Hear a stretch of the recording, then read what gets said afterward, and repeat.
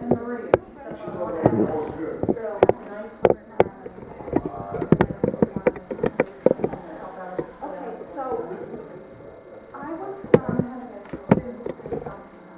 I was talking to Greg Pavish over at Nyland before he came here today.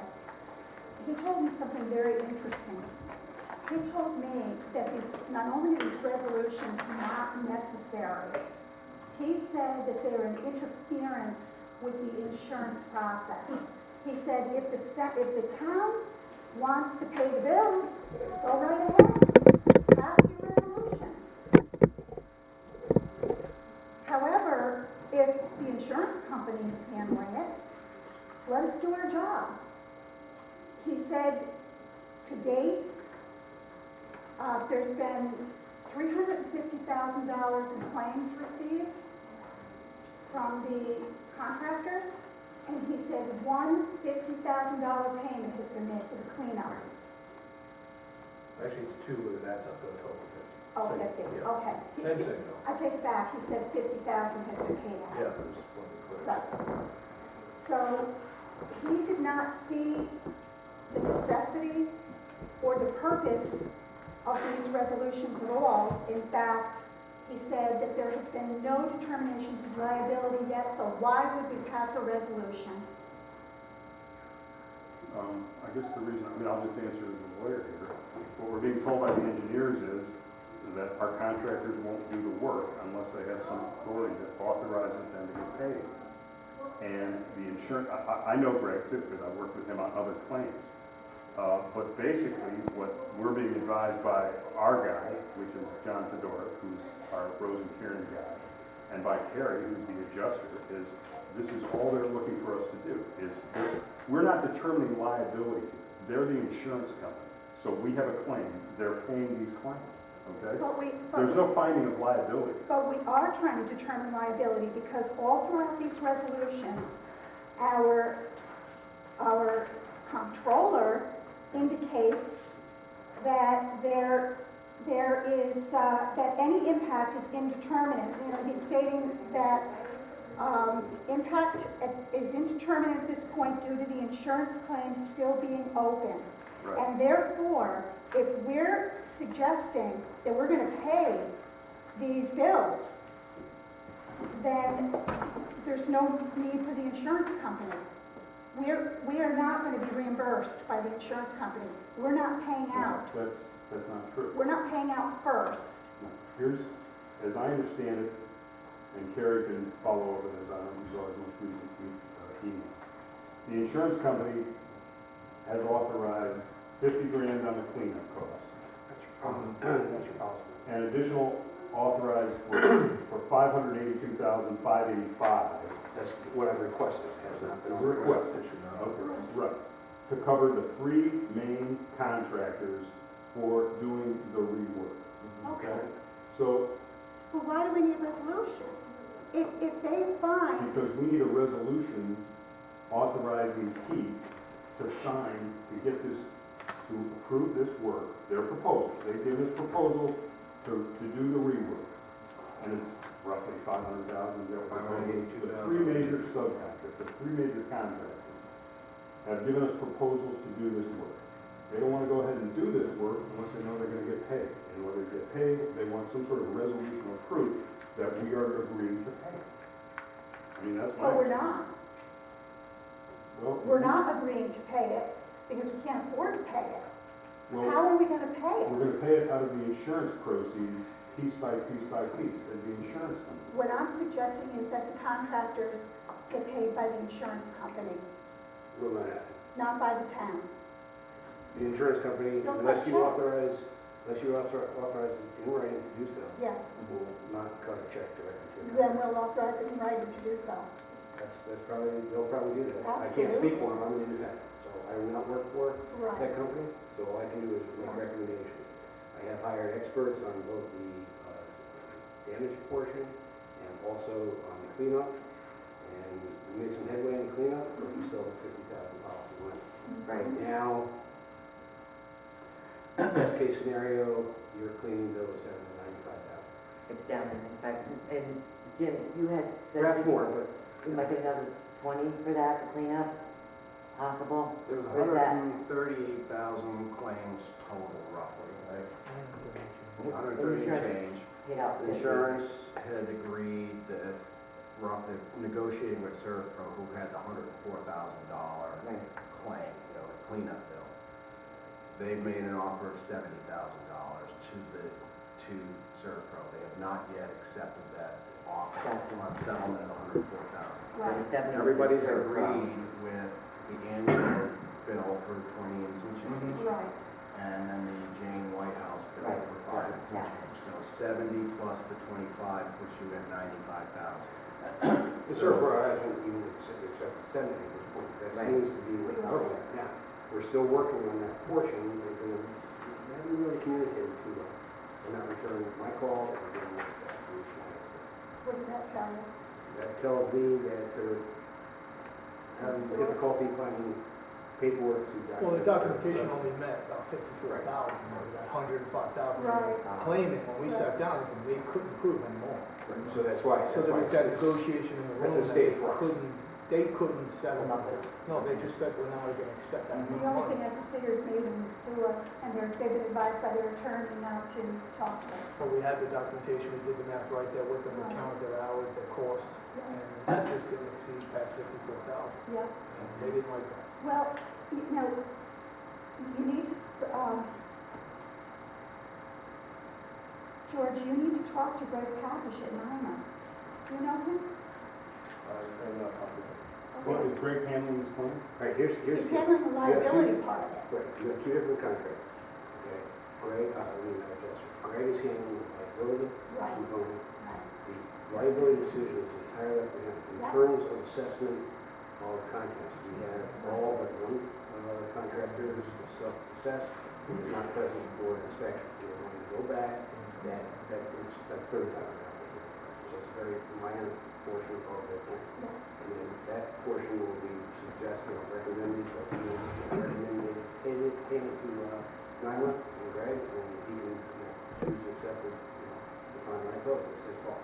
In terms of the first part of the claim, you have that coverage anyway. So all payments for all agreed amounts are going to be made by the insurance company. If you want to, I don't think the company will have any objection if you put in writing you want payment to include XYZ contract. Right, right. But, that's their call.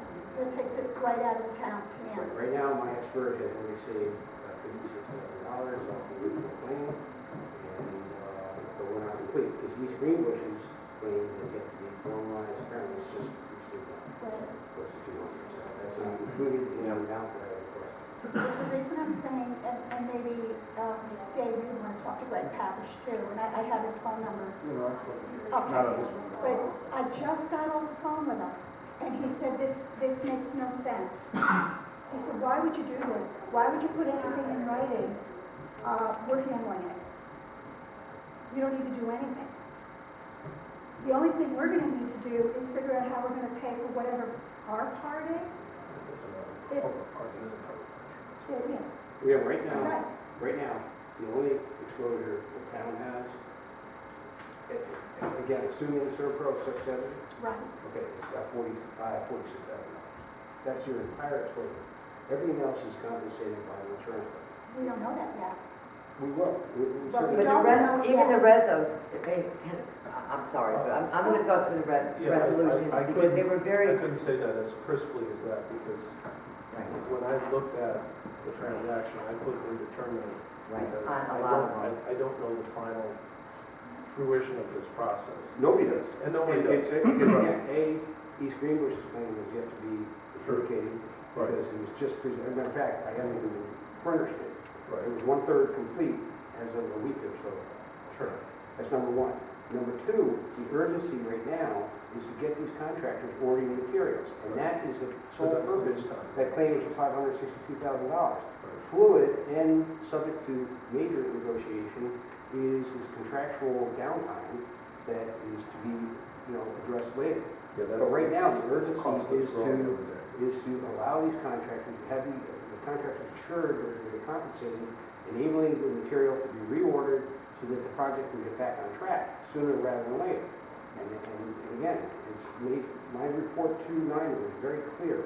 It includes these three contractors only, period. It does not include the town's claim, nor does it include any soft loss such as could be negotiated, because you're going to be seeking contractual downtime. But the town is not going to be the payer in the first instance. Well, you know, understanding, there's nothing in these resolutions that sets liability by the town. There is nothing in these resolutions that sets liability anywhere, or admits any liability of Then why whatsoever. do we need them? We need them to authorize payment to get these contractors back working. But if If- we're authorizing And it, payment, and then it we... also, we know, authorizing payment gives us no liability whatsoever. All we're saying is, we're approving, go ahead, doing this rework to cure the problems that occurred. That's what most of those are for. Now, there's a few of those resolutions there where, you know.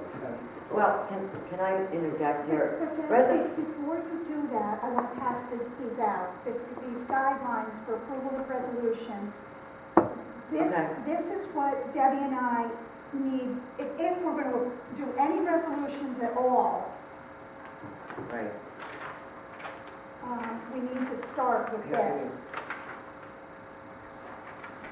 Can I just say something, Randy? One minute, please. Yep. You know, we're paying 2 engineers to oversee that project. We also- Now, if you vote just to have the insurance company pay these contractors, we will not have any control over that. Yeah, Anthony, we got to get the finances squared away. Well, let's go The through it. insurance, You know, the town, I'd like the to have a insurance Rolls company's Royce, I gonna give can't the town afford the it. money, and then the town is gonna pay after the engineers say it's okay, we'll pay the contractor. I think we can resolve these questions. Before authorizing the rework to be done, i.e. the change orders, we must know, not anticipate, which bills will be covered by NYMER and other insurance companies. There's two different things here.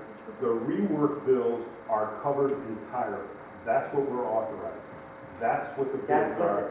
That's what those separate ones to the electrical, the three HVAC, and those are The dollar covered. amounts are on there. These dollars The amounts. dollar amounts are on the resolution, Okay. and it does say that, well, Resolution 79 says, it states that it is anticipated that the cost of, wait a minute, that was, I don't know if that's one of them, $209,663.85 for repairing these damages will be covered by the town's insurance carrier. The controller statement states that the impact is indeterminate. If he's So not willing to if go out on he's a not- limb, right. I'm not. He's If saying Dave, it's indeterminate. if George is going to At say this point- indeterminate, then that's the ballgame for me. I'm Well, out. well, we have a So these proposal.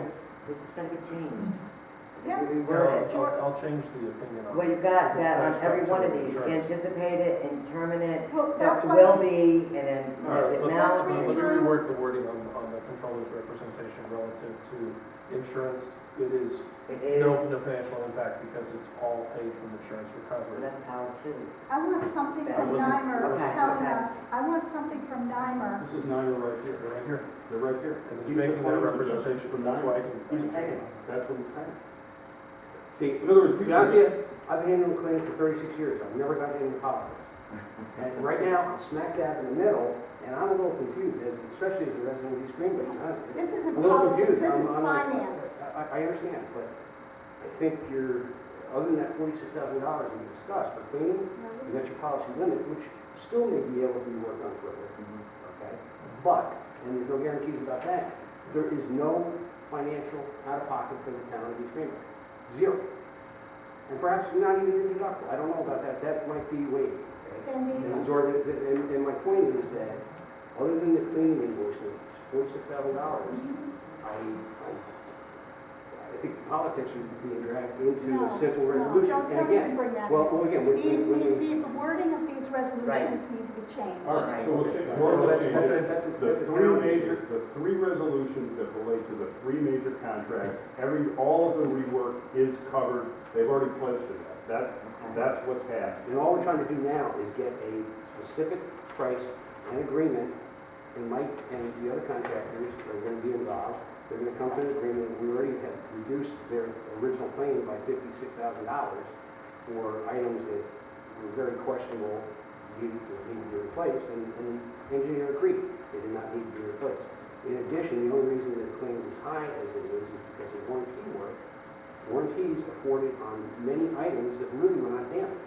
But because the warranty would be void on fault, you know, they're going to cover it. The insurance companies agreed to cover it. I had that squared away on day one. Okay, then wherever it's indicated that insurance will cover it, we need written assurance of that from the insurance company, and it needs to be attached to the resolution. Can we have that? Can we have that written assurance? I can't give any written assurance. I am not your insurance company. Okay? But your insurance, You just said- All right, so my point, no, I am I'm an independent adjuster. I Yes. do not work for your company. So other than Right. 2 cents in my pocket, Mhm. I have no authority whatsoever. I have made my recommendation for payment, and if they agree, then frankly, the easiest way for them to handle the claim with most expedition is send a check to East Greenbush and have East Greenbush disperse payments as they see fit. That's what he's contracted. I'd Mike rather- here, you know, clearly is on top of the game, and he knows his contractors, he can deal with them, we all have. And That's what's happened I'd rather with the have first nine 50. recovery Well, no, checks the to problem. No, no, no, no, Here's that's the a problem, totally separate issue. non-recurring No, no. checks, it's the same tenor. What did he say? The What problem- did You want to have transparency here. You want to have transparency here. When you don't have transparency, you just say to the insurance company, you cut the checks. This $500,000 plus is for a range of work that's going into the future. It's not just all going to be thrown out. It's going to be done week to week to week with payment demands requested, I assume, right? And you guys are going to review and approve the work. We don't want to turn control of this project over to the insurance company. They just write a check, they walk away, they're done. They're not going to be responsible for the quality, but we are. So the point is, this process, the second question here is, all billing estimates for the reworks have been submitted to NYMER weeks ago for consideration of payment and or subrogation action against any and all parties determined to be negligent. In fact, those billing estimates were. That's been a process that's been going on. Right. That's what we're dealing with. That's what these proposals were, and that's what he's been dealing with. The problem is with this project is that it's not like you just smash your car and get into the body shop and fix it. You got 3 different categories of stuff. One is the cleanup, which he's talking about. $50,000 cap. We're going to try and do as best as we can under the cap, but we do have some exposure there that the cost might go over. Then there's the rework, which is those 3 resolutions. In other words, for those major contractors to go in and repair and redo what was destroyed in the spill. Then in addition to that, there's additional work that may become apparent as they work along. Is this correct? In other words, as they Yeah, work it's through definitely it, open eye. there may be some new stuff that may come along that's also damage to us. We don't know what that is yet, but that's going to be a pending claim that we're going to have to deal But with. that will be a claim that you'll be able Right, and they're to send cognizant of in. that, because I put that in my report. And some, Yes. for example, is conduits. Some of the conduits are filled with sludge, and they have to be replaced. Right, right. That's an unknown item, and there could be. for during the initial Right. project, during the Right, initial yes. mixing fund. And I mean, this is a very fluid claim. Normally they're cut and dry, but this one has so many different moving works and moving parts. You have some temporary items in there that have to be, they're going to be replaced anyhow, and other, stuff that now has to be permanent has to be replaced. The order time is up to 5 months on some stuff, and another 5 months to install. So, as I said, then you're going to be looking at contractual downtime claims, more so than need be if this is not accurate. How long did it take to do the cleanup? Wasn't it like a couple of weeks? 2 weeks. Okay, so all of these resolutions are, basically all of them, are authorizing the supervisor to go ahead and sign the change orders. But he already did that, didn't he, Jim? Nope. Isn't the work, haven't you been working? Not, Oh, we're working wow. on the project. We've all worked, So yes, the cleanup? Delaware, Chazen, Yes. Yeah. Servpro, and Joe, Helping with all the calls. UW Marks, they have been helping without a written contract. All the work that's been taken care of. We Right. have been tracking all our costs independently, and we're billing separately because we knew that it's going to be all part of the insurance company.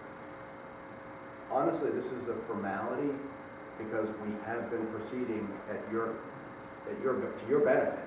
Really it is. It's to the town's benefit. But at your risk. It shouldn't be at our risk because insurance cover is there. Well, Right. this is why the urgency. All of these people are now saying, we've been working since March cleaning this up, and we still haven't got anything from the town saying, go ahead and work.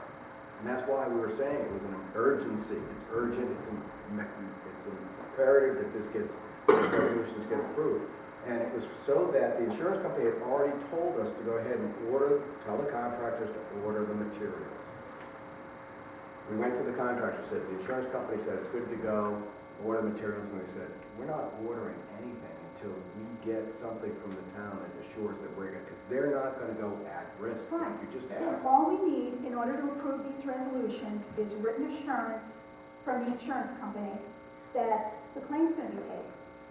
It's out of our hands. I know, I shouldn't be talking to It's you out of about our that, hands. but that's what we need in order to approve these I think the proof you're resolutions. gonna have is a check. But, Mary, No. I'm gonna ask you a That's question. not- Mary Ann, no. Nymer told you We need to specifically, be- you don't even need resolutions. Right, But why do you need written? well, I know, exactly. Nymer said we weird. don't even need these resolutions, but if we're gonna do the resolutions, we need written assurance from the insurance company that the claim will be paid. They're gonna give us the money. That's what they're gonna do.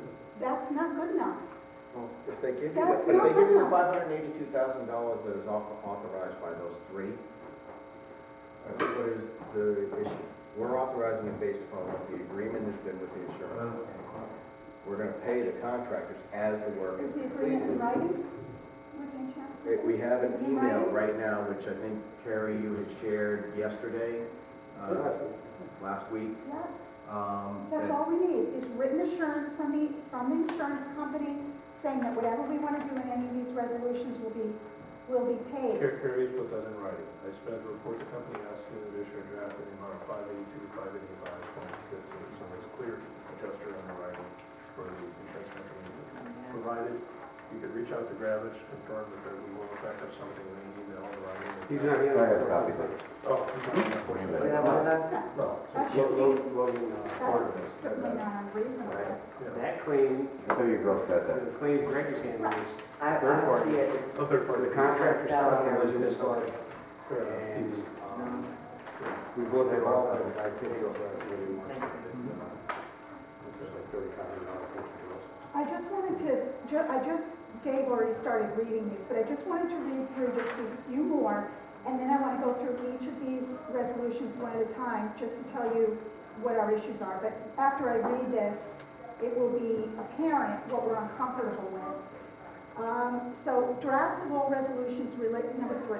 Drafts of all resolutions related to this bill must be submitted to NYMER for review and approval prior to coming before the town board, and it shall be so stated within each resolution as having occurred.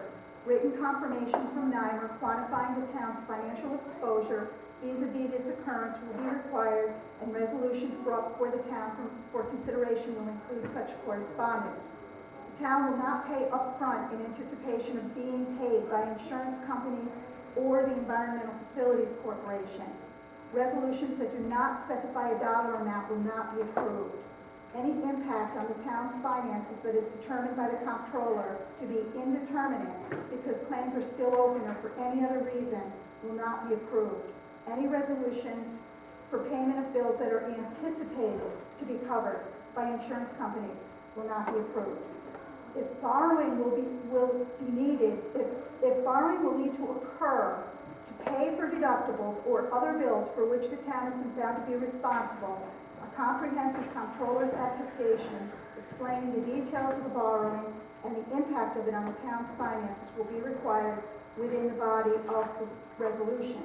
And, I mean, George, you do anticipate having to borrow, right, to pay some of these, What we're dealing with the rework, yeah. to try and get the orders started so we can stop pushing out the timeline on the capital project. Right. Start digging into the solution. I'm anticipating no borrowing whatsoever.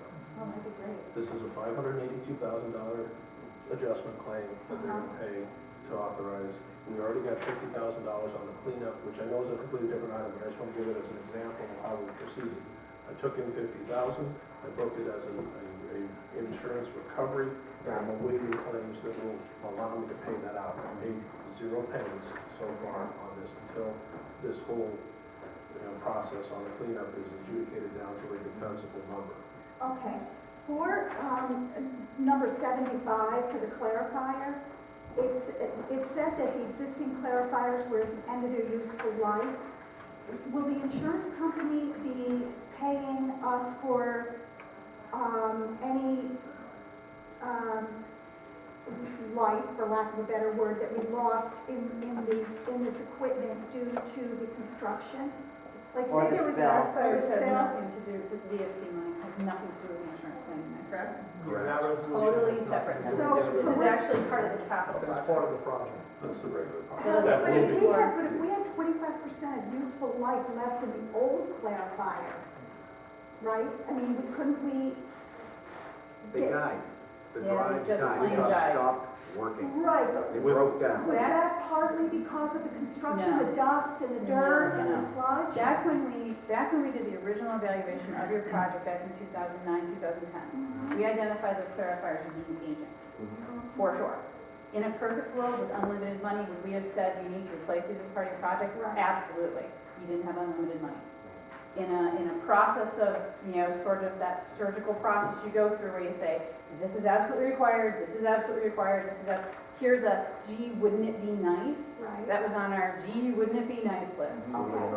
We see where the numbers come in, yada. It ended up getting taken off the list because it simply wasn't within the project budget. Okay, In the meantime, they died, having nothing to do with construction, just simply they're old. And If we nothing to weren't do with there, this claim. If Nothing to do we with weren't this there, law. if there was Just a no totally construction, if there separate was no issue. sludge spill, they still would have But died. still would have died. And you would have been facing, so they are completely separate. Environmental Facilities Corporation, we do an engineering report amendment, which ends up being a sheet of paper with Dan's PE on it that says, these died and they're being replaced, they're section 212 eligible under the Clean Water Act. Right. They become part of your capital project, not Okay. insurance.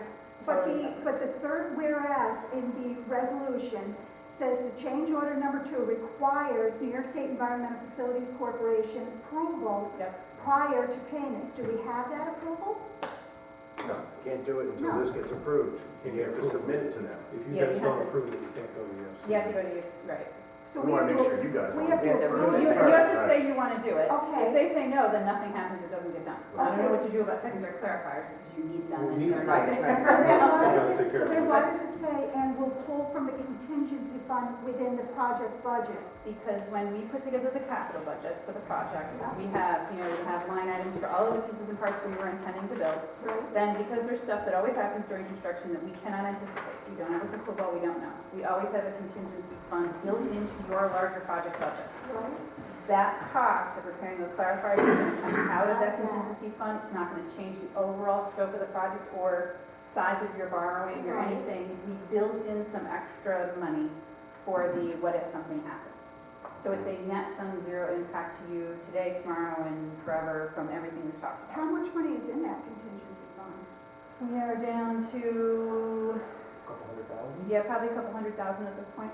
We've eaten Will into it on that some be other things. sufficient for, till the project's over? We have a spreadsheet that actually, I can send it to you, that actually goes through kind of, here was everything we budgeted, here's where we started with contingency, here's the stuff that it chewed away at contingency. Right? But that's what contingency funds are built into projects for, is for things like this, that there was no way for anybody to know this was gonna happen, but frankly, it's a good thing you're doing it as part of the project. If you did it all by yourself, without a project, without anything going on, it would be Right. much more expensive. Yes. You're getting the economy of scale of doing it in the contract. Okay, so why does the comptroller's attestation say the comptroller hereby confirms that this will not negatively impact the 2015 town budget? Why did you say negatively, George?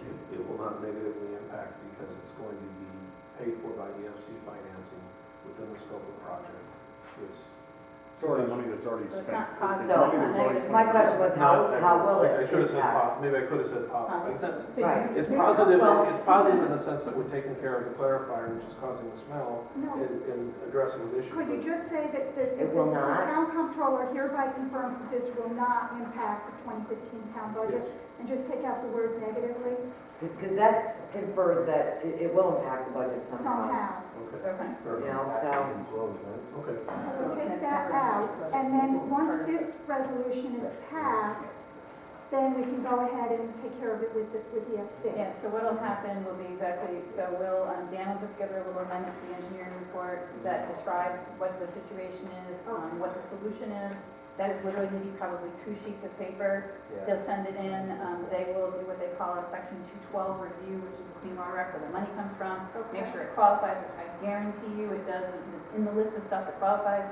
You'll get that back, and then you'll be good to go for to do the work. And then that's your assurance that's part of the EFC project when they pay for it. Right. So back to your question of how do you know they pay for it?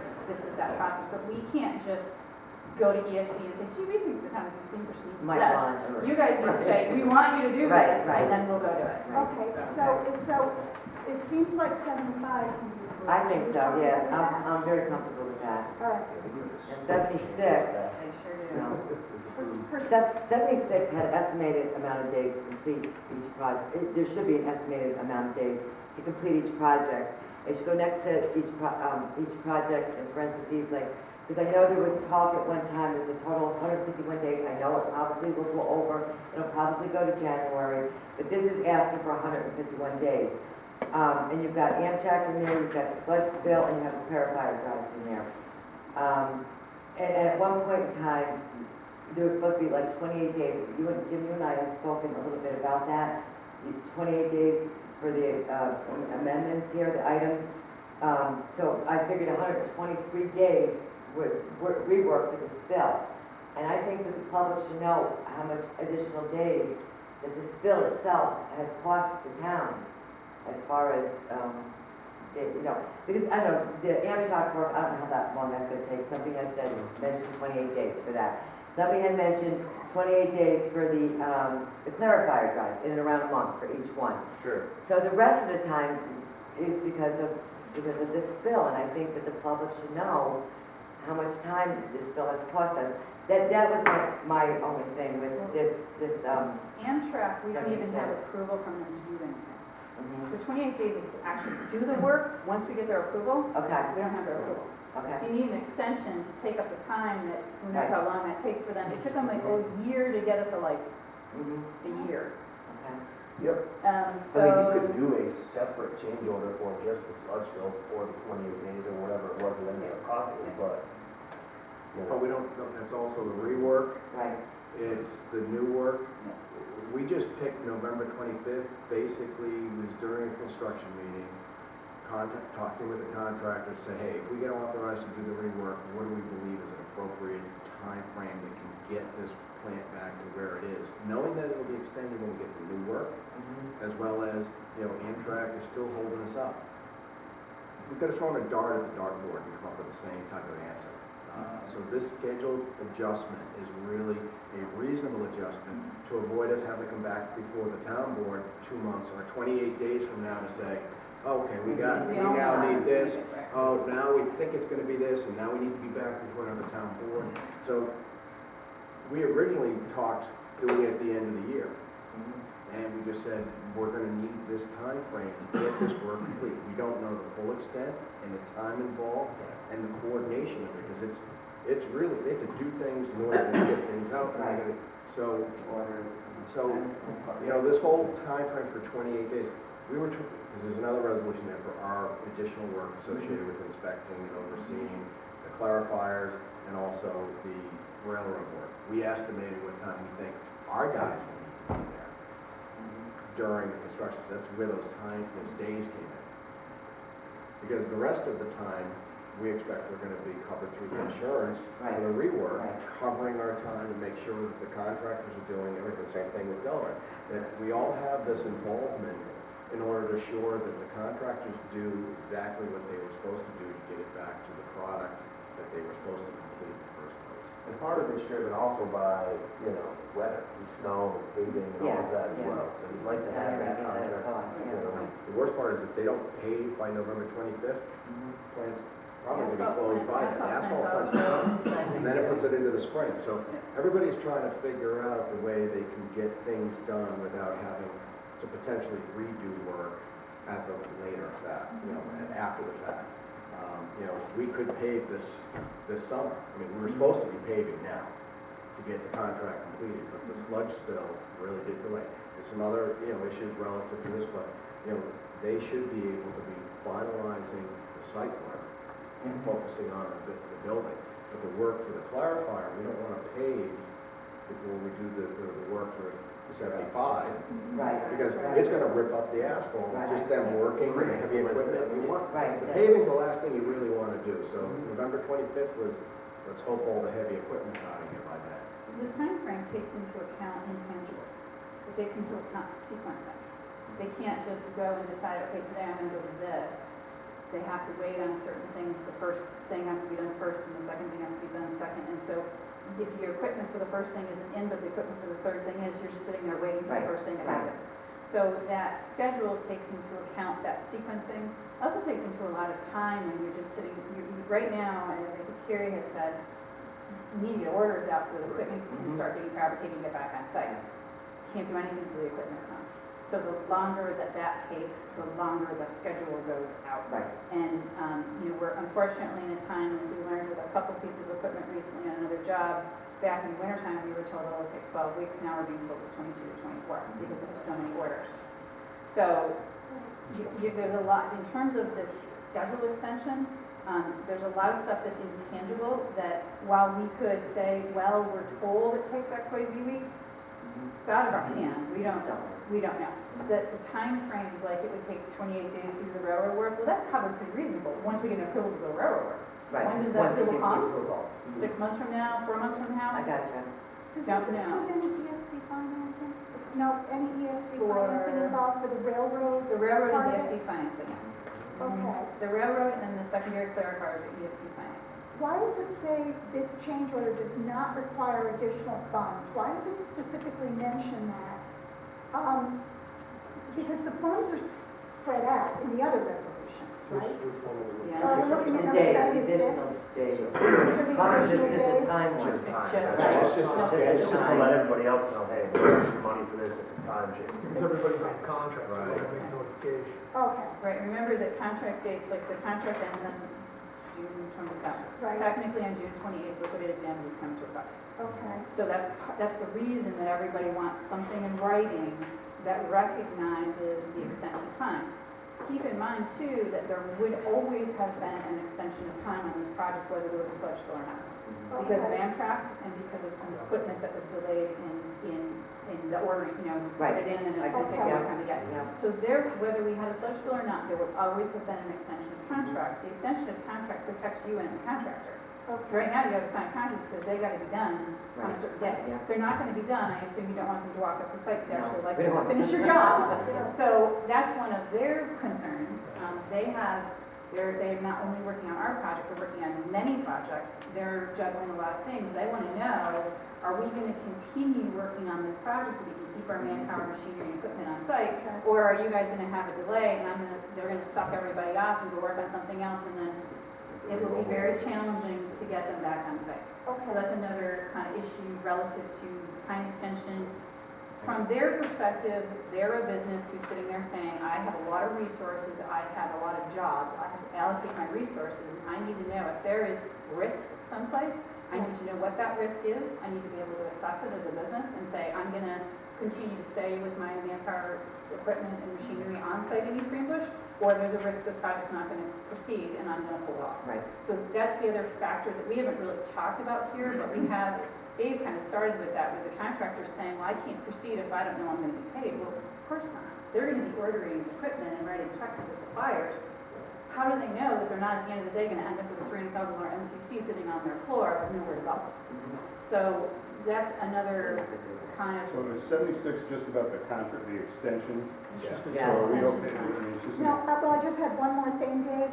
In the second whereas, it says there was a spill of sludge at the site causing delays due to cleanup and disinfection, as no entry was allowed into areas of work. And I would like it added, except for cleanup crews. I want that put in there, as no entry was allowed into areas of work, except for cleanup crews. Because those cleanup crews had to go in there, without proper gear.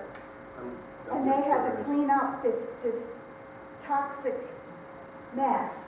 And if we wind up having any health problems as a result of that, it should be documented in this resolution that cleanup crews were in there. or Marianne should say that the contractor is not permitted entry. I think that's more clear, because that's actually what happened. That's right, the town had Okay. access to the building. The contractor, and that's what this is about. This is about the contractor's time limit on their contracts. That's the subject of this.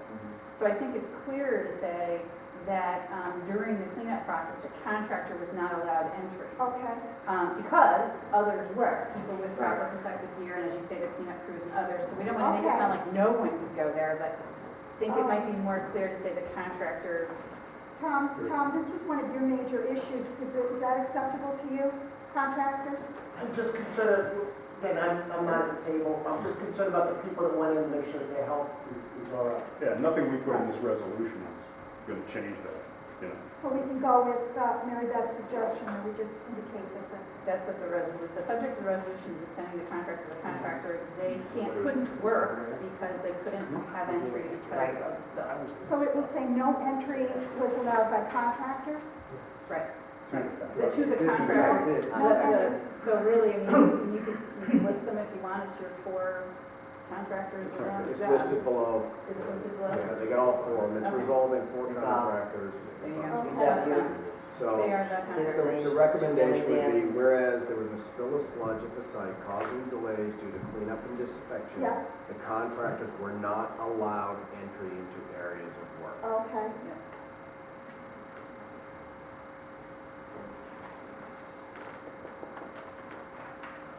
You write that in, because I don't have a copy, I don't have the text. I'm right. You're gonna be our scribe. I'm sorry.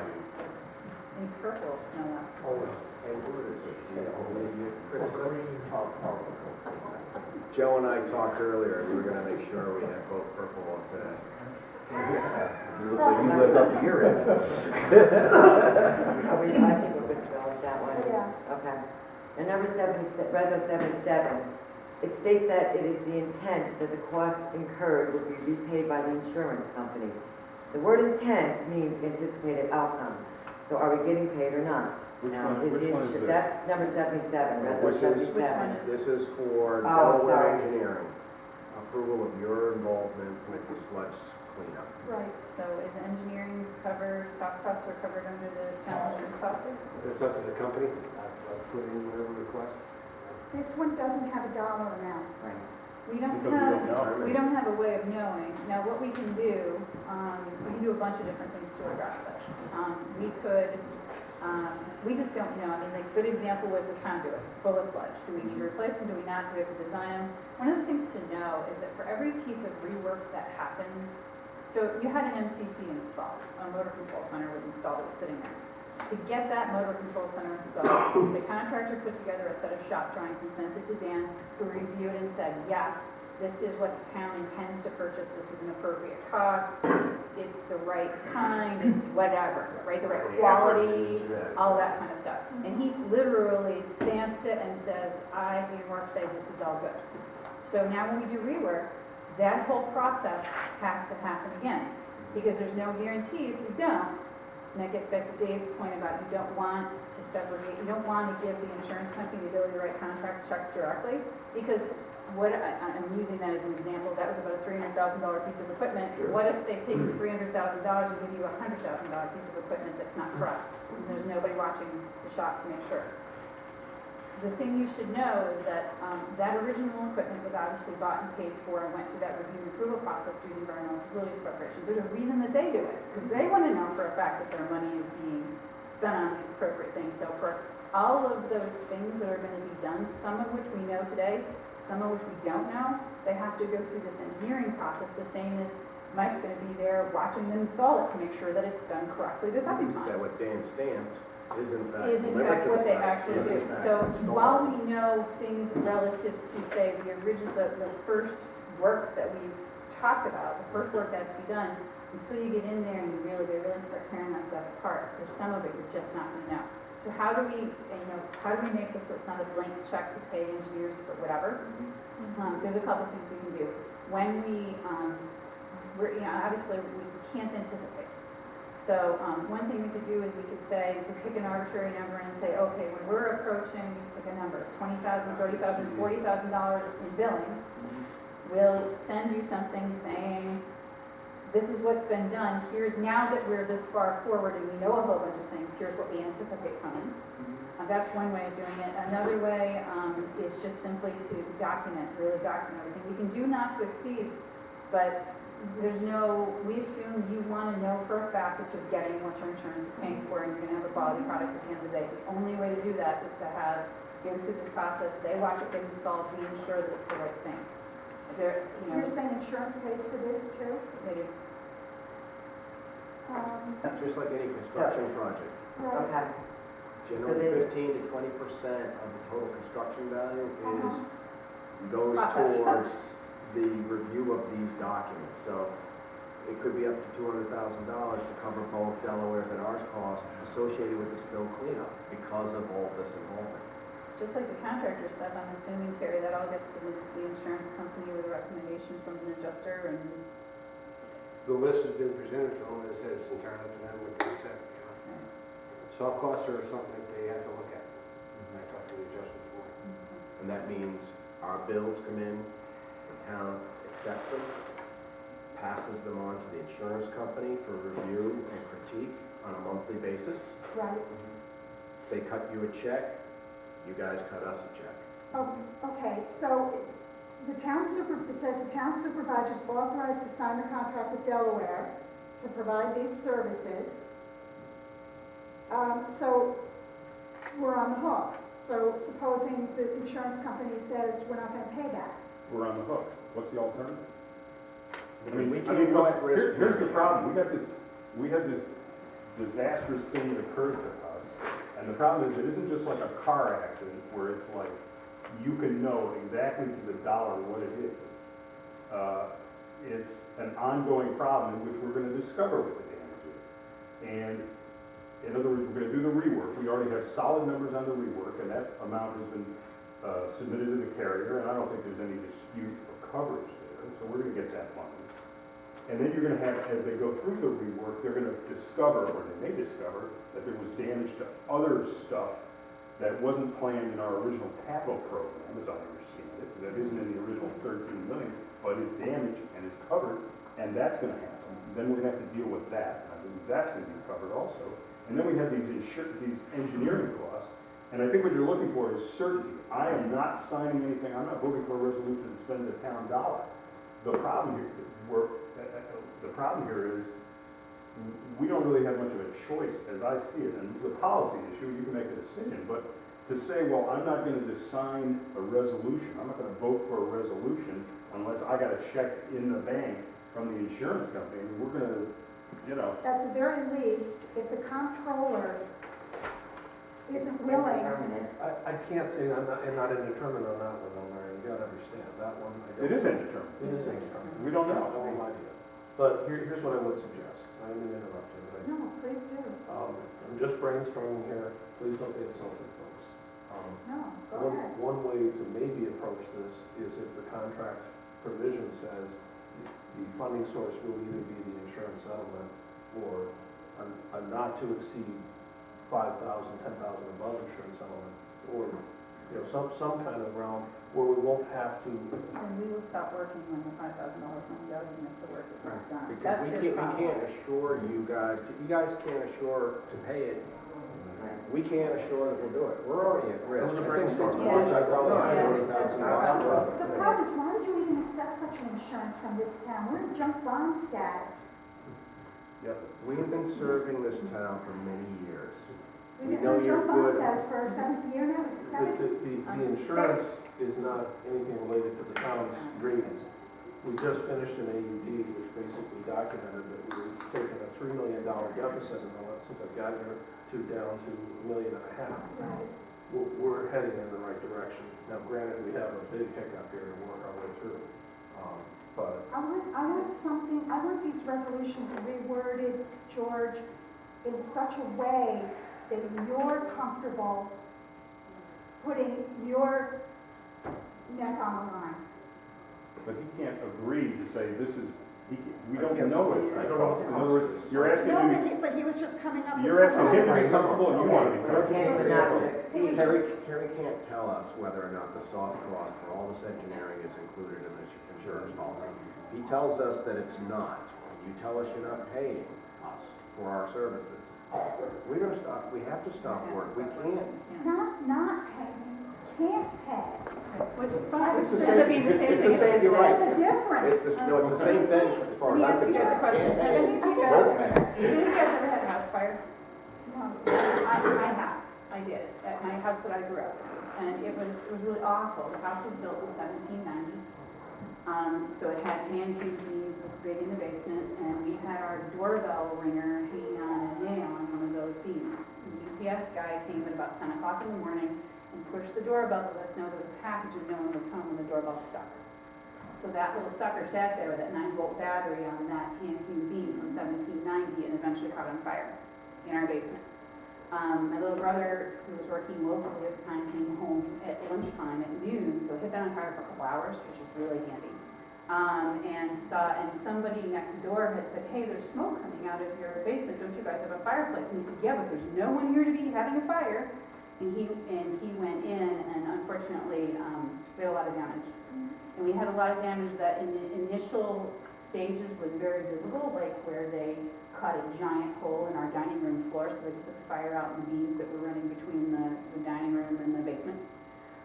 We had a lot more damage that you certainly couldn't see and that there was no way to anticipate for a long time. It took months.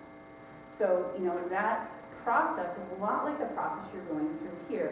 It's very painful. You've been violated. The whole town has been violated by this process.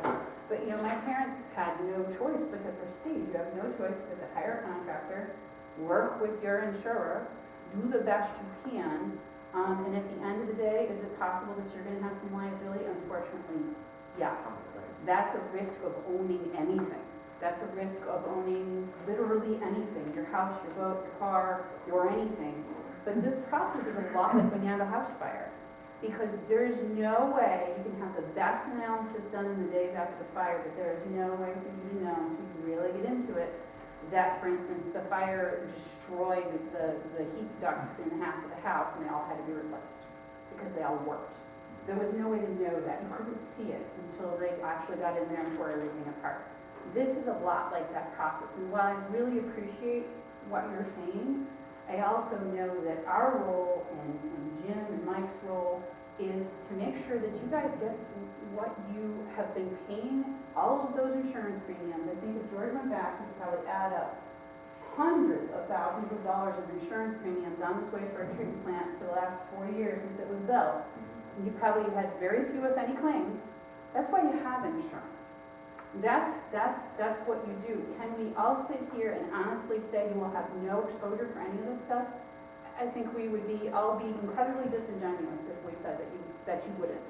But I also think that the town and the public have to recognize this is exactly the same as if you came home tonight and you found fire trucks in your front yard. You would have no way of knowing what the real cost.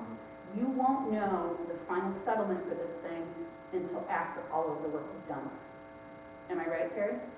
That is unfortunately the way that it is. So while I really appreciate all of the concern for the taxpayers' money and those kinds of things, I also think we all have to recognize that there are some things out of this that we're going to be able to say, absolutely, this is the case. We have a document here that says we have $500-something $1,000, and then we're going to have some parts of this that we're not gonna know, and we're not gonna know. Jim has picked an arbitrary date of November something. Yeah. We're probably not gonna know in November. We're probably not gonna know until really after all of the dust settles and everything is done. And I just I don't know how we proceed if we're going to say we have to absolutely go crystal ball and know absolutely everything. I don't know how we can. Have you ever had one? It just seems from listening on the outside that there's two things going on, following on what Mary Beth said. We're worried as a town about what this is ultimately going to cost us in time and money. There's contractor downtime, there's the extension of the Chase and Delaware contracts, there's the effect on our insurance rates. There's all kinds of things that will be coming that could cost the town a lot of money. But it seems right now that we're in the good news phase of the project. And by that what I mean is insurance is agreeing to cover it. Our technical people are in agreement on how we proceed, what the work is. Everybody seems to be agreeing to the same things. So my sense is if Dave and Anthony's will sign off on all of this, then we're good to go at this point. But the concern, which is raised by George's use of the word indeterminate, which is the accurate word here, is what's holding us up here.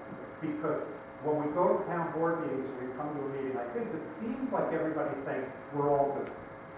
And we know we're not all good. We know that at the end of the day, this is going to cost us something significant in time and money.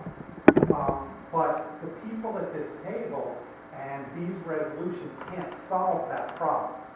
They can't solve it now because it is indeterminate. So what we need is to keep the dialogue going. We need these guys to keep telling us what the status is as we go, because I do think we really are in the good news phase at this point. I mean, if the insurance had come back and put their hands up and said you're on your own, this town would be drowning in something we could never recover from. But we're not there. So it seems to me if Dave's on board with the resolutions, if Anthony's on board with what the technical people are saying has to be done, then, we probably should get going. I just want George to be on board with the Oh, financial part of it. I just have to be honest, that's all. I'm on board with it Yeah. because you can wring your hands on the next thing. We have broken this into a format of here's what's up against this. I can throw out 4 or 5 brainstorms to try to make sure it stays all under insurance recovery, but they are just brainstorms. They may or may not happen. What else have we got? Well, one that occurred to me was, since we've already built the MCC, there's probably a learning curve, so we know how to fill out the paperwork to execute that. Again, we know what size it is, what it's got to look like, we know the supplier. We don't know the lead time because we haven't released the order yet, which is driving me crazy. But that's, once we get that order released, We would that's... assume we're gonna pretty much get the same shop drawings submitted we got the first time. I'd be surprised if we didn't. If it was total, so it Yeah, should be a so matter of we've already got checking the it to make vendors sure and it's the same. everybody, so Yeah. we're gonna get the exact same. But then Dave sort of stopped me from that when he said there's other things that we're We're going trying to to have to have work on that I haven't seen Right. before. We don't- That would be Yeah, first. like there's parts of this Creating that are a gonna be, that weren't part of the project that were Totally. affected by the spill. Right. And that is new. Right. The MCC, we're assuming we're gonna get the exact same, if it's still the same contractor, we're gonna get the exact same sharp drawing you got last fall, and you're gonna go, oh, I thought the same, done. They know what you So want. that's, Yeah. makes it, It makes it Do you want to easier. say something? Yeah, just a personal situation. I had the heater blower motor in my car. About 1,000 miles out of warranty. Called the factory. They said, okay, we'll cover it. So what about the labor? Cost $200 to put it in. That'll be more than the part. So the part isn't any good to me without the labor. So I said, yeah, you're right.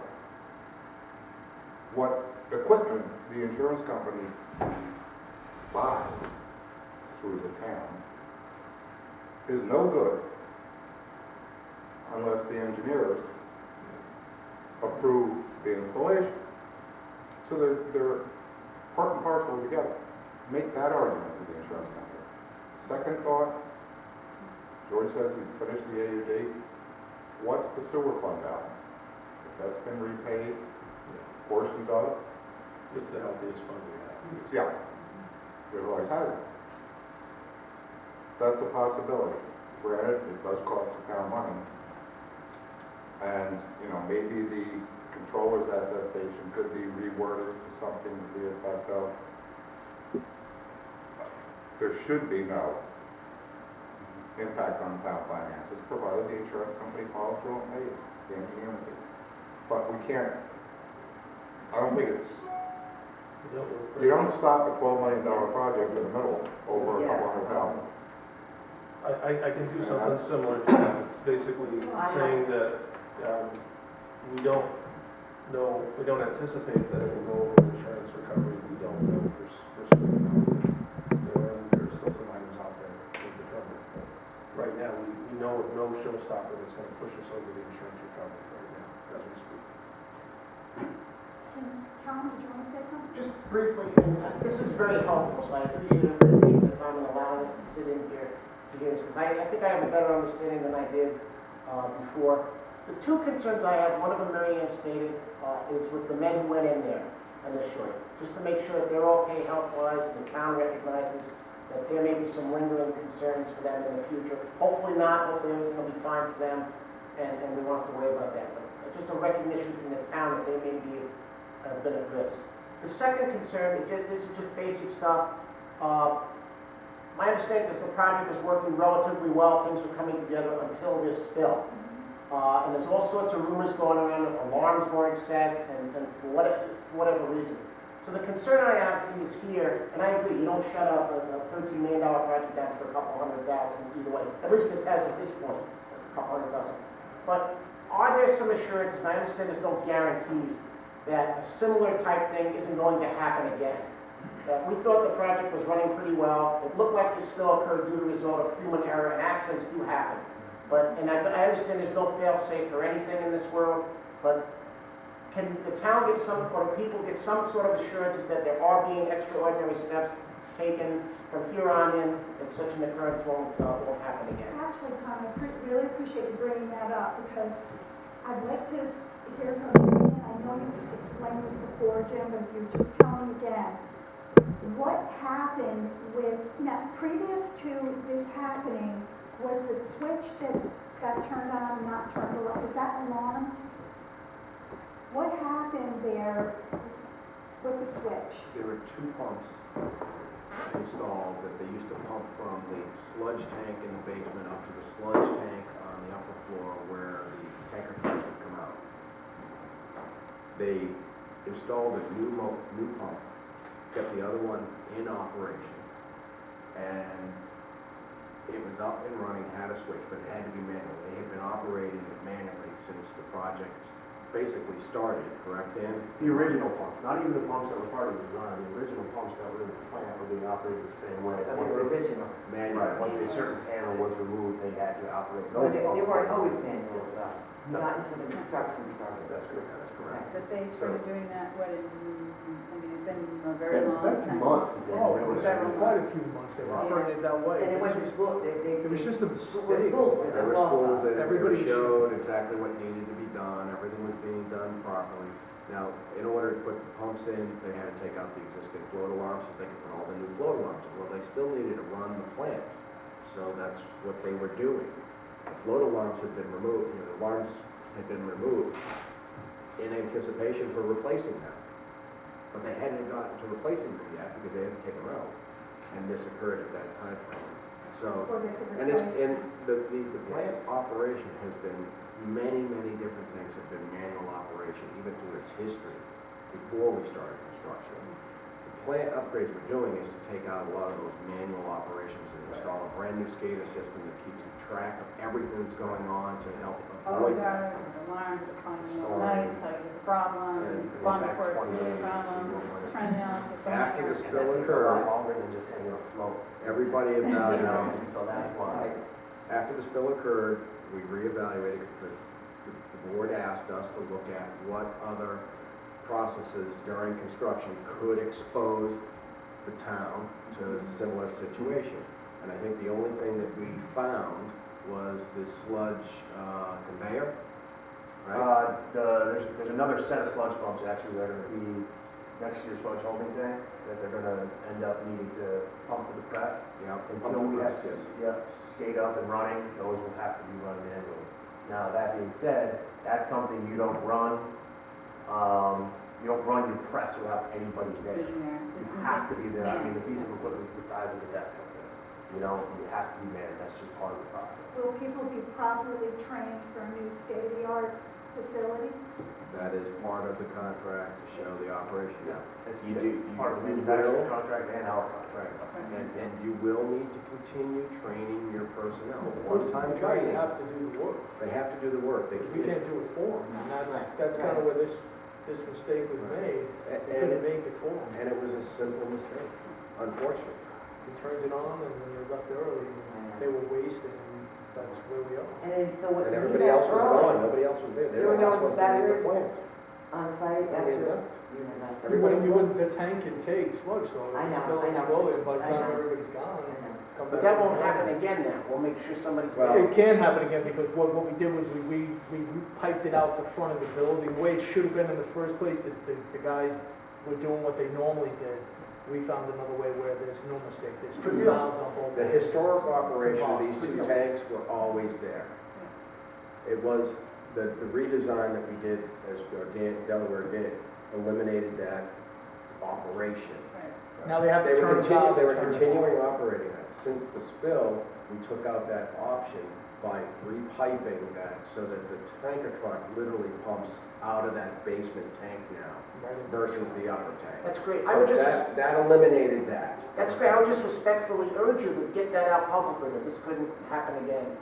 Because that's very important. People are concerned, particularly when a lot of money is being expended on this. Good job. Good Do you work. have a question? You have a question? While we're on the question of the investigation and what actually happened, one of my questions was, do we have a formal written summary of the results? And if so, where are they, and how can the public take a look at that report? Summary of what?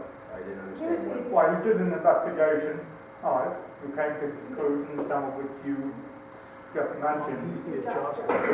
So isn't there a, Not necessarily What more on the that? claim, more what was damaged and kind of such. The summary of the investigation, the only thing that I know of that was discussed was the next morning when they asked how this could happen, and amongst the guys, it was conversated and Is that what who left it on? what was the cause of the accident? what was the cause, and That some of the I- things you said about what you've done to make sure it doesn't happen again? It's appointed and Seems like just, I mean, for $1 million, so that's why I asked. for $1 million occurrence, it seems like there should be a, for $1 million occurrence like this, or maybe more than $1 million, whether we're paying for it or not. It seems like it's important enough for that whole thing to be, that whole investigation and conclusions to be documented, and I would think available to the public to, so they know what's going on, what happened. Our insurance company is well aware of the option of subrogation action for any parties who may have been deemed negligent in this case. So it would be up to them to pursue that. So I don't know, it seems to Up me to the like, insurance company. So it seems essentially to the town me like it would has be turned over the public information, record. but it isn't public yet because it's only been turned over to the insurance. The insurance company is still determining whatever potential liability there is. Yes. And that won't be known until probably well after we're done fixing all this work. And then the insurance companies will be looking and saying, oh, we feel that this was this and this was that, and then they're gonna go after, file claims against everybody. We won't have, this work will be done before that's resolved. And I don't think any discussions that we have here are gonna be able to truly resolve what happened, why it happened. Other than it did happen, we know what happened, we know how it happened, Okay, well, I mean, but there's no record of there's it. no record of it. It's That still, seems to it's be still, something it's still something that's that under should be consideration. It's still being investigated. Investigation somewhere down the road, and it'll be resolved, but until it's done, it's only hearsay, conjecture, assumptions, finger pointing, it's all of that. I guess my concern is that if there's some way, George and Dick and Dave, that these resolutions could be written so that it doesn't seem like the town is taking all the risk. That's my biggest problem, my biggest issue, is the words, like it's the intent, that the costs are gonna be paid by the insurance company. Things have been determined to be indeterminate. We are anticipating. It just seems like I think these you got 'em all resolutions have been written to protect contractors, not the town. I don't think that's true at all. That's how I see it. No, there's nothing in here that protects any contractor or exposes us in any Well, way. let's make sure the contractor gets paid. So it's protecting the contractor, but it doesn't protect us It from, protects, a number of different, here's the problem. We're right in the middle of a project. Right now, that project smells. and we want to complete the project. Right. And I think Jim put it well when he talked about maybe there'll be all kinds of finger pointing afterwards, but right now, we have a group that I think we have faith in, the engineers, and they're doing a good job. And we have a group of contractors. We're not going to bring in other contractors, I don't think, to do this work. So the question is, how do we go forward? The language that you're saying somehow protects the contractors does not protect the contractors in any way. What it does is, it states honestly what the truth is. We don't want to put in much words that don't say the truth. As we've exposed here, there isn't certainty. But it guarantees that they're gonna get paid. It says the supervisor is authorized to tell you to go to work. That means That you people gotta get get paid. Yeah, But the work absolutely. Okay, Yeah, I that's kind of know, the I document know. our I'm not endorses. saying it doesn't. Right. I'm just saying that what these resolutions are doing is authorizing the supervisor to say, okay, Chazen, go to it, Delaware, Excuse me, Maria, can I ask you? That's 100%, yeah. Weigh in? When you look at these resolutions, it says anticipated, that the insurance, you talked earlier about transparency, Right. okay? Why isn't there more clarity in that resolution? Why isn't it just coming out and saying that's what will be paid? I'm hearing the Because adjustment. you're asking me for clarity, No, and what no, I'm saying Dave, to you... Dave, hear me out, okay? If I'm not mistaken, there's 3 proposals, correct, that have been submitted to the town. Right. That's how you got with Dance, their number, Right. with Stilson, Yep. and UW Marks. We got absolutely... So in those proposals, I would want to believe that they're itemized, correct? Yep. So they're itemized, what parts, how many hours, all that good Right. stuff. Yep. Okay? That's what I'm talking about. There's been no communication here. I mean, if you sit out here in the audience and you listen to what's going on, you got 2 board members who are responsible for making the proper decisions. I think they get the fact of what's going on and the necessity of what everybody is saying. But they've been out in the cold. Listen to their questions. I think I am. You're asking us to put it with clarity. So if you read the 3 resolutions about the ongoing contractors, we have actual dollar estimates from each of those contractors Right. as to what it's going to cost. Just for those 3, Just it's for those itemized. Just for those 3, itemized. That they're itemized. They've down to already the dollar, itemized, there. right. We know that's what it's going to cost. Right. We have submitted this, the claims adjuster has worked up and approved the claim from NYMER. So he's submitting the claim to NYMER. NYMER, I think the best way to go is NYMER's going to pay us that money, and we're going to dole it out as the engineers tell us the work is completed satisfactorily. Then there's some other resolutions here. The clarification, which has nothing to do with this. Clarify. Those are addendums. Those are something else. The extension of the contract. Then there's the contract or the proposal to hire their 2 firms to do the engineering work. And you want clarity, how much is it going to cost? Okay, it's going to cost $20,485. Dave, I was specific about those 3 contracts. Those 3 contracts That's are where very it's- specific. Pardon? They're done. We got But the again, document. right, but that's not in the resolution. You're saying it's anticipated. Yeah, no, it recites in the resolution that that's the dollar amount that we're going to pay them. Correct. And I'm also saying there should be a backup document There is. of an itemized Yeah. proposal, correct? Yeah. Do you No, have I've it? never seen that. Do you have it? Do you have it? No. I don't have that. All these proposals that have been mentioned in these resolutions, we've never received. So, whenever you turn it deep, that's where it's gonna stop, right there. Yeah, we actually have, do you have it right on? I'm gonna make it. I have some. I have the proposals here. This is the thing, I mean, They were taken, Stan Fiacco passed them on to Kerry. Kerry reviewed them, approved them, vetted them out. They're not attached to all the resolutions. Right. And that is The your problem prerogative is to Kerry get them. doesn't vote. I know, I vote, and- I'm not saying, Yeah, I'm I know not what you saying mean. that. I know what you mean. What I'm saying is, you want the backup material. Sure. So Yes. that would be something that could be provided. Andy, It has not did you been get all requested. these? Very good. You didn't get them either. He's commissioner, he didn't get them. Anthony, you're on the email. You are on the I've sent email. them to you. They've all been Yes, emailed. yes. Megan got them, I sent George them to got everyone. them, Pete got them, Everybody that Dan was on the Fiacco list of got people I was them, supposed to send. Joe got Not them. us, son? They Well, weren't on the list that I had again, people that were given. it's one of these things. Is the town board copied directly on every email? And if that's the case, we haven't been told that. We'd be more than happy to email them all directly. It came from Mike, came from me, or came from Dan Merritt. We would copy everybody with every If you communication. need our approval, assume we should copy that. Don't even Oh, wait no, for no, anybody no, to no, tell no. you. You know what I mean? If it's a resolution, if it's gonna amount to a resolution, and a document is gonna be referenced in the resolution, like this one here. Megan, It and I talks know about a Megan's not proposal. here, but Megan had all the documents and she drafted that resolution. Right. I think it's really communications. Yeah, from our side, we would have thought that you guys would have Absolutely. received it It's from them. internal. It's not something we're trying to hide from you guys. No, they just want us to go up here on this day and vote. That's all. I have all of them right here. If you guys want copies, I can send them to you. They're all PDFs. I can understand. And Not your that's not a Here, problem at all. That would be great. Mary Beth, I'm at number 77, the Delaware resolution. It keeps talking about work, but should it say rework?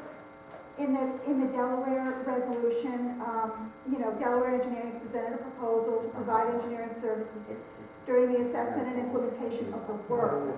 It's all That's work. a It's all work. We can write the Rework, new resolution, work. so.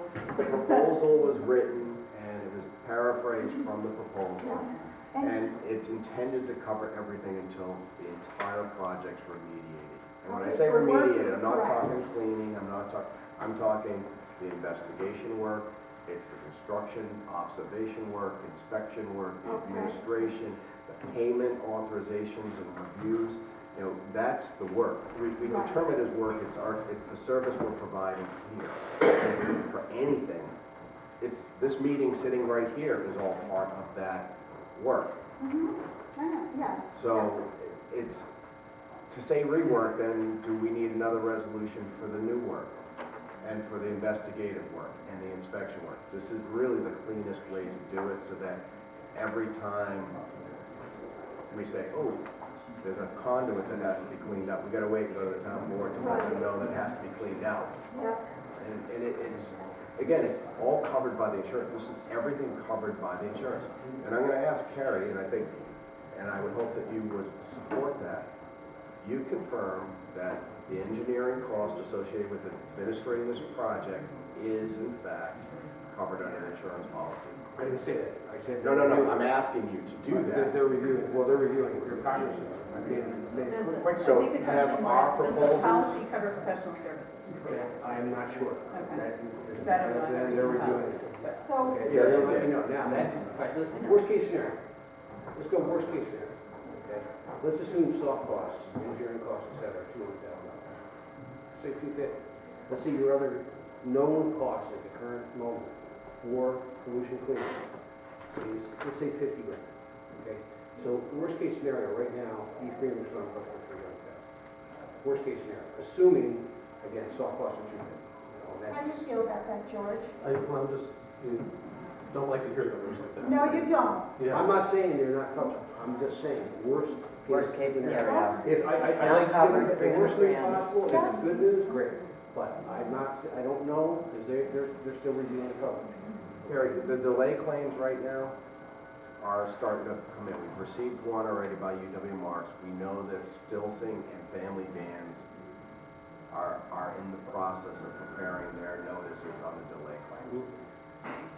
Can you find out? Because honestly, I talked to Logan today. you did or you will? And are our He's- professional again, services? He's looking at that. Okay, I so asked he him is specifically looking, about that. okay, excellent. I told him also, he's green was clean, it's not formulated yet, we're going to re-inspect this week probably. We did that, on the third-party claims adjudicated. And then it's entirely up to them, in terms of coverage, I don't know where it is. The problem, see, that's the thing. That's But again, the let me suggest this, what is the worst, as Dave said, what is the worst case scenario? Are you going to stop the whole project and then perhaps incur DEC wrath by having them finally? Thank you for that. We do it. I have been sitting I here. quite frankly don't know what Very to quiet. On this treatment plant This is too, over with my these head. meetings. This There's is, two things, Mary Beth brought it up. First of all, we cannot afford at this time to lose these contracts. By them leaving the site they demobilize, they go off somewhere else. We now don't know when they can come back. But the problem with that is this, when they do come back, it may not bring the same personnel that are used to what the work is being done, how to do it. That site down there is a tight site. It's not 20 acres of an open field where you're building brand new. They're working around existing stuff. So you have many women down there that are used to it. So now we have the safety factor. They know how to work around it. We don't have to go through that remobilization. They stay there to continue working. DEC is still hanging out there, folks. Whether you want to believe it or not, they're out there. And they're just waiting to see what's going on. The extension or the consent order was lifted. We all breathed a sigh of relief.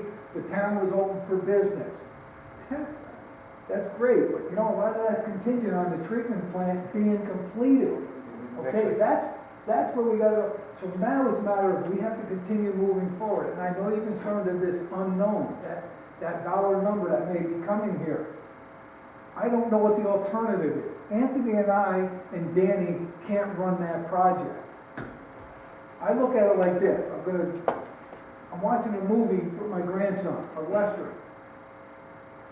There's a guy that's gonna run he's taking people on, he's signing them up, he's gonna map it all out. That's Dan here is doing this. He's the one that's saying, okay, it's a go. Mike is the one now, he's the trail boss that's going, okay, load up the damn wagons, we're going west. Everybody's moving. Along the way, Dan is making sure that everything along the way is in place. Mike is driving everything. In the background are Dan and Anthony, and then me, which I just do, if you go to a job meeting, I pound the damn table too. They're making sure that all those people on that wagon train are residents of East Greenbush are getting a bang for their buck. As they're heading west, they're gonna make sure they got food, make sure there's water, they're not being gouged in any way, shape, or form. That's what these guys are doing. We don't have the expertise, as Dan has, to know all this equipment.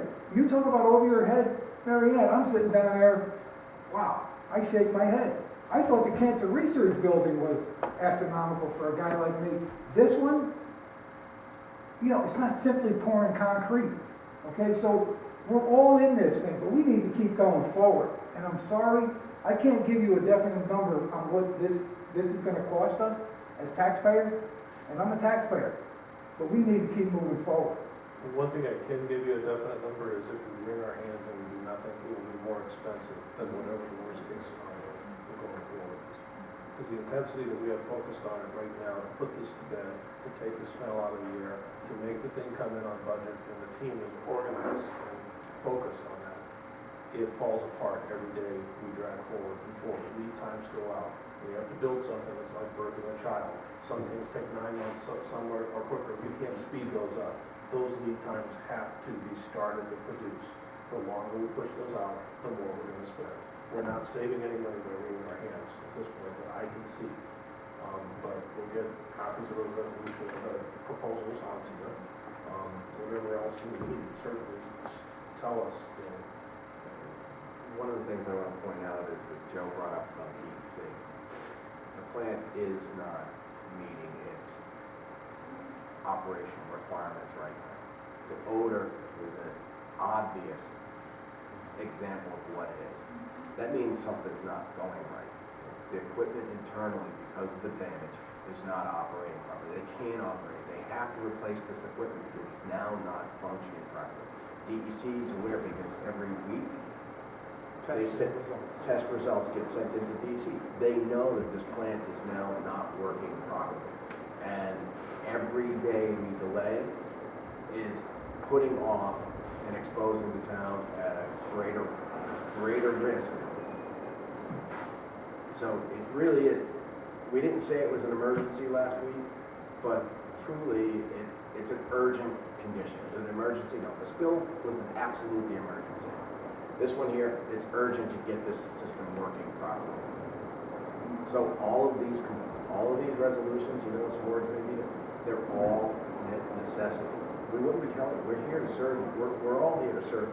And it's not to serve an individual, it's to serve the town, the residents. Can you just read the resolutions so that they comport with the mean, some of these guidelines, in other words, you want everything to be submitted to NYMER. NYMER is not gonna sit here and review and approve our resolution. They're insurance. George, I have that. They're insurance company. Take a look at that. They're not gonna, you know. Yeah. The other thing is that I haven't gone into this thing, I haven't gone into this thing with that. Hired experts, consultants to review pricing, et cetera. And I said, already like $56,000 in sale, right? There were things that really didn't need to be replaced. And if it weren't for a warranty, they'd be probably half of what it currently is. But because of warranty, the companies agreed, you know, because the warranty people didn't agree to replace that. So again, we're not going in there rolling over playing dead. Yeah. We're not going in there playing dead and saying, oh, geez, how much you want? You know, no, it's being looked at. But again, it's a complicated process and everything's in flux. And again, that's running After this, the contractor's costs didn't go to carry until Dan and Mike, and, you know, we all looked at it, and we negotiated, we pulled in, we added things that needed to be done. These things were reviewed before the contractor could even give a price, because they needed to be told what they had to do. That's part of what both of these resolutions are. It's the engineering that's associated with directing them, coordinating it, representing you in those negotiations, assisting with the insurance. All of this stuff is, I mean, our time is what we get paid for.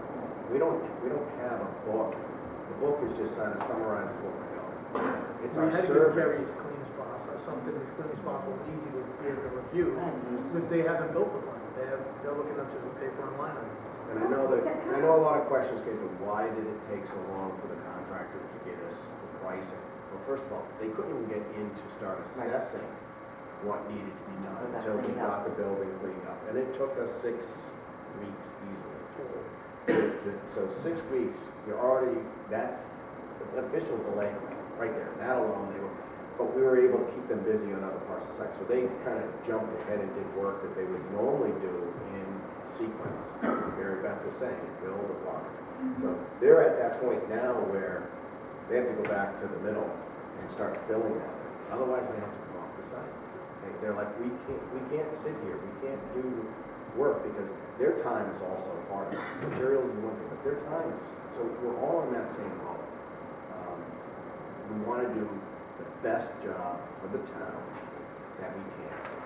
And unfortunately, as you had said at the very beginning, Mary Ann, you've been working at risk. Why would you do that? You guys would be in a lot deeper sludge if we all stopped and said no. Angel Construction is perfect example. He said no. He was not getting involved with the sludge the first day. Mike was like, I really need your help. Help us. We have to stop this sludge from flowing off site and into the stream. And they finally got him. Anjo's now like, hey, I jumped, I dropped everything. I put all my labor, my equipment, materials. I hauled the materials off, paid to dispose of it, and we paid them nothing. Even though I have the $50,000 in the bank, I don't have a resolution authorizing the payment. And that's one of the resolutions here. So here they are, So it was 60-something days. How about on 90 days now? They've dropped everything. And they didn't have to.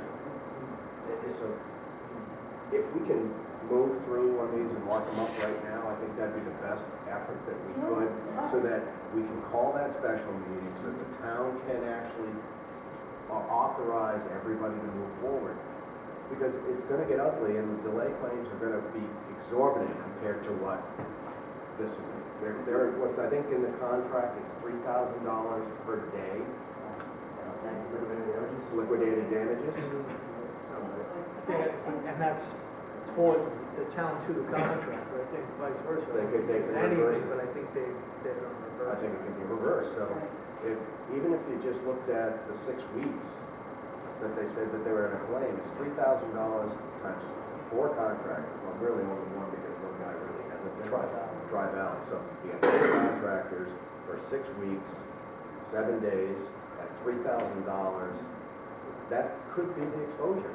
But then you got costs and expenses. Plus costs and expenses, I mean, there's a lot to it. Side not being The other thing is, at this point, it adds up. waiting longer isn't It's not a good idea. give you more information to where there's, you know, there's there's no let's wait another 2 weeks to get an answer on X, Y, or Z. You kind of have what you had. I've not looked at your insurance policy, I don't know your insurance policy, but you have insurance for a reason, and I've certainly worked with NYMER many times. They generally have very good policies. Let me ask Carrie a question, because this could help a lot. The claims are coming into NYMER, right? And how long do you think, I know NYMER has contracts sitting in front of them, big, thick contracts that they have to go through and we have to read. How long, since the date of this thing started, March 13th, how long would we reasonably be able to expect, before we could reasonably expect liability to be determined and decisions to be made? How long could that go in a case like this? Yeah, right now, liability is not really an assessment of damages is the issue. Okay, but how long, whatever the issue is at hand, how long? Then again, right now, the theory is that you get a town employee that turned about on the cause of loss. Therefore, liability on the surface exists against the town.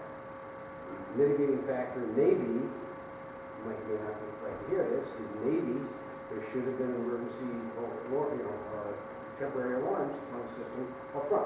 I've already heard from a board member about that, and that's to be explored. But frankly, other than maybe a reduced premium in future years, it's really going to have very little effect on the premium. Because if NYMER goes after, let's say he goes after the engineering companies for failure to put an alarm, and let's say they're successful, collect 100%. Again, there's going to be very little benefit for the town of East Greenbush. You're not getting any money from it. They didn't pay that money out, they're trying to reimburse themselves. Okay, and that's subrogation. And if indeed they even apply your deductible, the only thing you see back is your $1,000, if they collect. Right. So in terms of recovery, it's really very little concern for the consumer, and that's at the very end of the game. Okay, so I'm still trying to get an idea of how long the process takes. The process could, again, it should be several weeks. Okay, we haven't even assessed, we haven't even fully assessed all the contracts because they were not verified. One of the contractors took the contract through. We have to go back, reassess, assess those contracts. Right. And then a report will be ready to review. What we look at the other two contractors done. Right? So we'll send the claim in to the company, saying here's their claims entirely. We'll apply appreciation to the contractor's contents. Okay? And then we'll make a recommendation to, this is the amount, do you want to pay it or not? Do you accept liability based on what you're saying here? And they will then have to render their own decision in terms of liability. I can't speak to that. Okay, so what you're saying is it could be several more weeks before there are any determinations made. Right, but there's different determinations here. But keep in mind, you have the first party claim, right? The first party claim is that $500,000 that I've asked for. Okay? If they approve that, the check should be coming, by next week. You're pretty sure that covers? I don't see why not. I have an expert made a recommendation, you have coverage, and again, the content claim that has already been presented on a first party basis are the three party contracts. Okay? Mark Stilson and okay, what is not in that $582,000 or whatever, $62,000 is claim from East Greenbush, which Mike just told me today, $195,000. That still has to be assessed. When you go back out, my expert and myself, when we go back out, we will reassess the first party claim for East Greenbush per se, and the remaining contents of the contract. Okay? There will be two separate reports furnished. One will be an additional supplemental claim for the town of East Greenbush, and the town of East Greenbush claim will have depreciation applied, okay, up front. The stuff currently I've asked for is no depreciation for the 5 years. The third party claim, which is the contractor's contents, tools, etc., that are in the sludge, that will be sent to my back. The correct copy. All right, and that he will have to render the liability decision. Logan Farnham, who handled the first party claim, there's no liability decision to be made for the first party claim. Okay, because you guys own all that stuff. The only thing that is fluid, is questionable right now is whether soft costs are covered, and the other issue that has to be adjudicated is the cleanup. There's a $50,000 policy limit there, and again, right now, your claims are $375,000.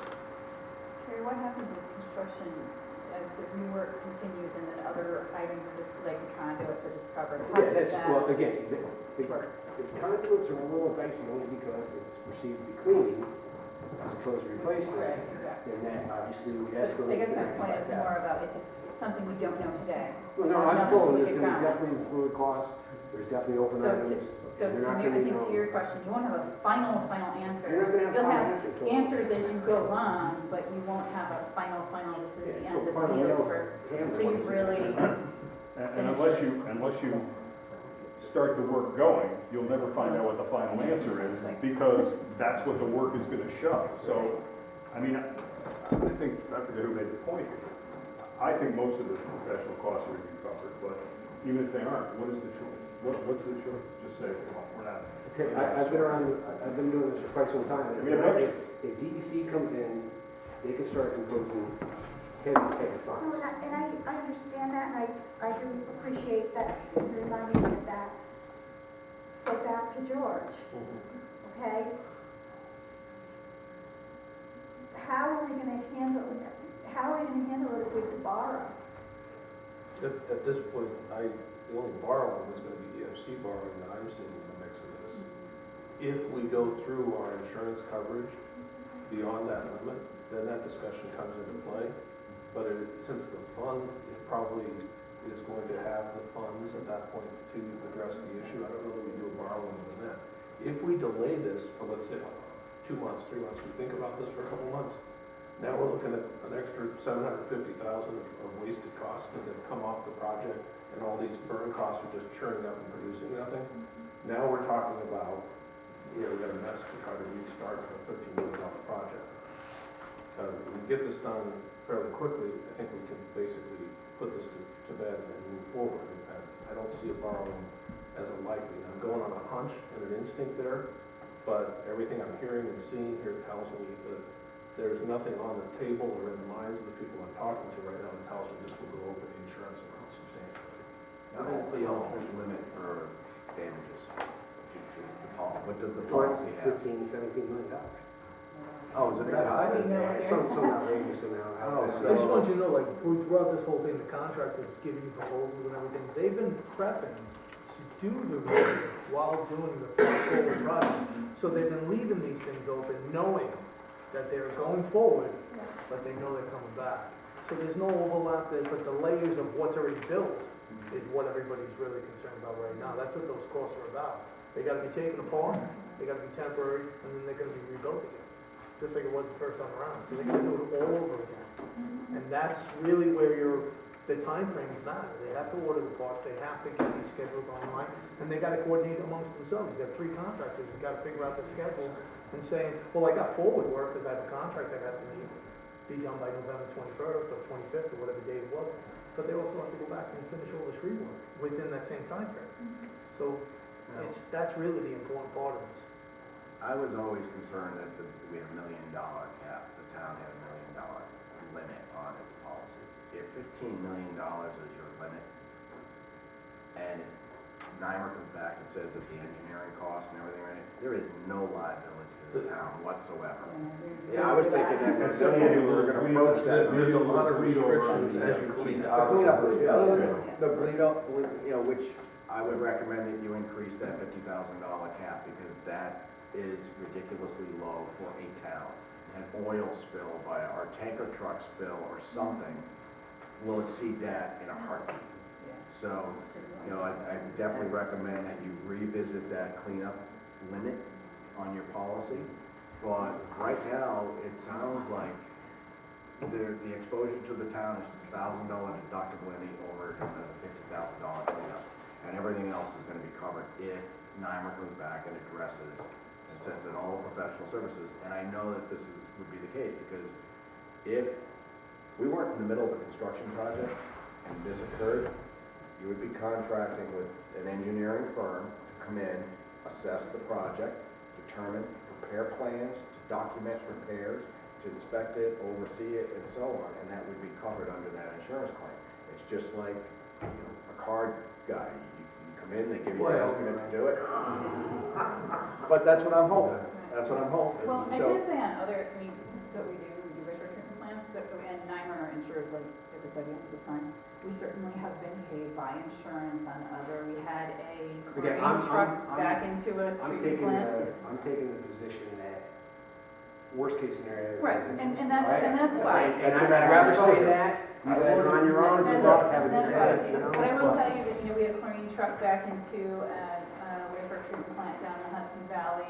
Very first thing that happened was the community called us up, we got down there, we met the insurance agent, they paid every dime of our books.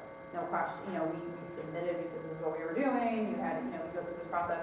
So I can say we've been paid by NYMER under other people's policies for accidents at wastewater treatment plants. Whether it happens here, I totally agree with Terry, you gotta look at worst case scenario, but I can also say that other places, we have certainly been paid.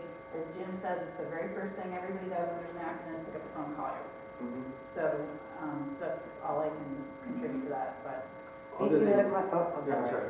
What kind? You- Jim partially answered it. I was Oh. wondering about the risk to the town of the delay of claim. I think you mentioned $3,000 a day, and 6 weeks delay is 42 days, that's 126,000 Per contractor. per contract. So now it's 3 times that. 3 times that, 378. Plus additional, Yeah. because there's other costs, everything that's occurred, that's just, And that takes $9,000 a day. We spend a considerable amount of time talking about the soft costs, which are roughly 20% of the contract. Contract is 500,000. 20% of that, 100,000. 600,000, 20% of that's 120,000. So we may have incurred a couple hundred grand, a couple $100 just in the time talking about the 120,000 soft oh costs. yeah, absolutely. 100, And the 200, potential, 300, no, 400. I'm not talking about your salaries, I'm talking about the And delay that's, of claim. Dave's cheap. At 250, 300. I heard this 15 million, I'm thinking, I want to get in on some of that. The delay wouldn't be covered by the insurance, I don't believe. All the delay claims, no. The delay. Would they? It would be, it Oh, would need would to it? be, because the spill incurs an actual cost. And that's one of the soft costs that you were talking about, Carrie, about the delay claims. And they may not even file them, they may have already buried it in their cost estimates. Looking at get authorized quickly, there won't be a delay claim. And I guarantee that that's exactly what they were talking to us about, right up to last Wednesday. They were like, we need to get this contract extended. If we get them authorized, those delay claims may just go away. As long as that because they're concerned about the reverse occurring, where we start hitting them, the liquidated damages, because as of June 20th, they know they're not going to be done June 27th. So That's why that resolution is pretty important, to extend that to general conditions. Can I just say this about, as we're talking about the soft costs, and this is the term I use to Jim. Right now, the meter is running, okay? While they're sitting here, this meter is running. So, we need to really, and I'm not here to pressure anybody or anything, and I understand your questions, concerns, we need to know. My concern is this, I can't have DEC coming in on us. They'll come down on us like a pack of wolves, and we're never gonna get out of it, never. We need to figure out a way to move forward. You need to find a comfort level. I don't know what you're looking for, either one of you.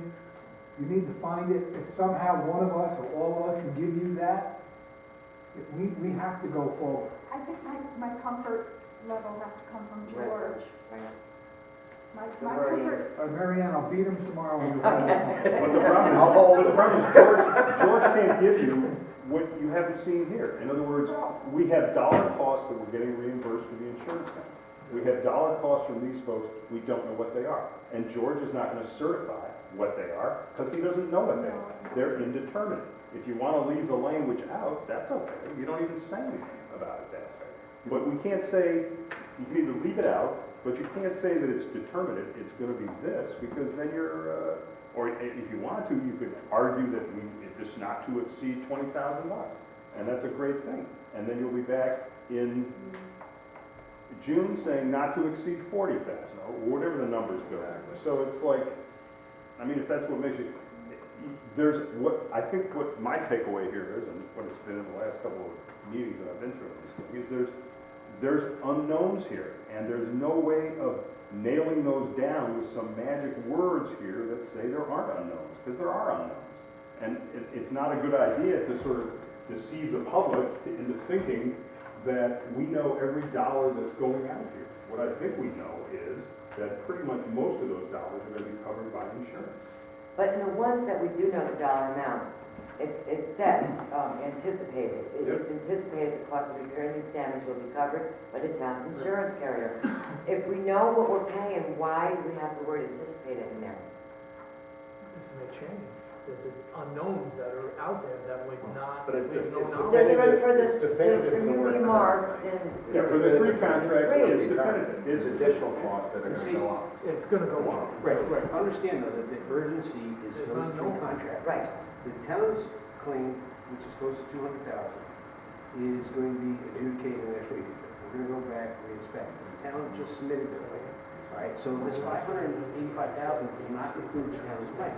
It also does not include soft costs, or, as was well elaborated on in my report to the company, hidden costs, unknown costs. There are tons of them, okay? And they're not gonna be known until the last nail perhaps is in. Okay? I And get it's that. very simple. I mean, I can't, you know. Yeah, just a John? comment about process. I think that's what this is all about here. You have two people at the table with the legal responsibility to pass on issues of cash going out the door from this municipality.